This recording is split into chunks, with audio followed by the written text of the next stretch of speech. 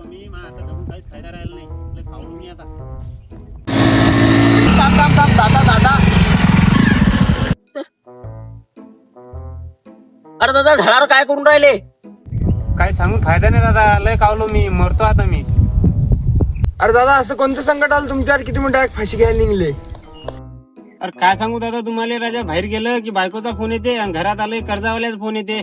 बायको म्हणते की बा तुमचं बाहेर लफडं चालू आहे आणि कर्जावाले म्हणतात की तू आमच्या पैशाच्यानं घरात आहात. मग करू तर करू काय? त्याच्यापेक्षा फाशी घेऊनच मरतो ना बा आता. दादा तुमच्या बायकोचं तर काही सांगू शकत नाही राजो, पण तुमच्या कर्जाचं थोडंफार फेडू शकतो राजो. असं आहे की तुमच्या अंगावर कर्ज तुम्ही फाशी घ्यायला निघले?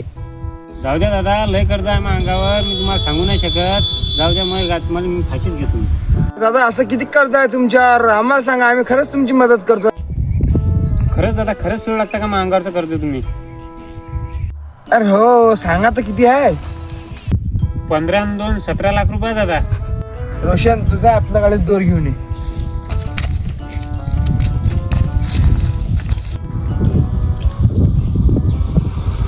हे घ्या दादा दोर, यान जीव लवकर जाते आणि तकलीफ कमी होते. चला दादा घरी. आपण इकडे पाण्यात बिस्कुट डुबून खाऊन राहिलो आणि त्याला 17-18 लाख पाजा.